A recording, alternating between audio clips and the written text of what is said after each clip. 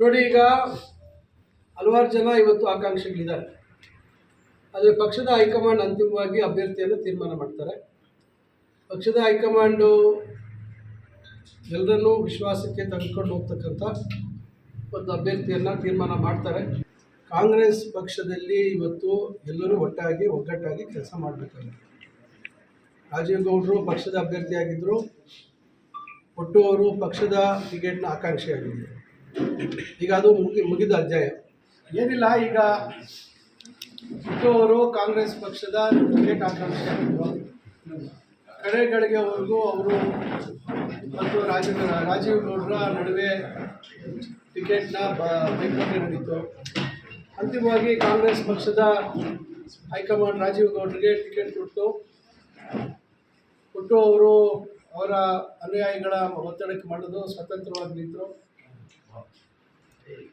52,000 vote ತಗೊಂಡ್ರು. Rajiv ಗೌಡರಿಗೆ 36,000 vote ಬಂತು.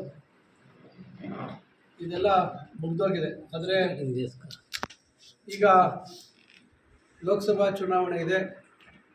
ಈ ಕ್ಷೇತ್ರದಲ್ಲಿ ಪಕ್ಷದ ಬಲವರ್ಧನೆ ಮಾಡಬೇಕು. ನಾವು ಪಕ್ಷದ ಹೈಕಮಾಂಡ್ ಸೂಚನೆ ಕೊಟ್ಟಿದೆ. ತಮ್ಮ ಜಿಲ್ಲೆಗಳಲ್ಲಿ ತಮ್ಮ ಲೋಕಸಭಾ ಕ್ಷೇತ್ರಗಳಲ್ಲಿ ಯಾರ್ಯಾರು ಪಕ್ಷಕ್ಕೆ ಸೇರ್ಪಡೆ ಆಗಲಿಕ್ಕೆ ತಯಾರಿದ್ದಾರೆ, ಪಕ್ಷವನ್ನು ಬಲಗೊಳಿಸಲಿಕ್ಕೆ ಏನೇನು ಸಾಧ್ಯ ಇದೆ ಅಂತ ಅವರೆಲ್ಲರನ್ನೂ ನಾವು ಪಕ್ಷಕ್ಕೆ ಬರಮಾಡ್ಕೊಳ್ತಕ್ಕಂಥದ್ರ ಜೊತೆಗೆ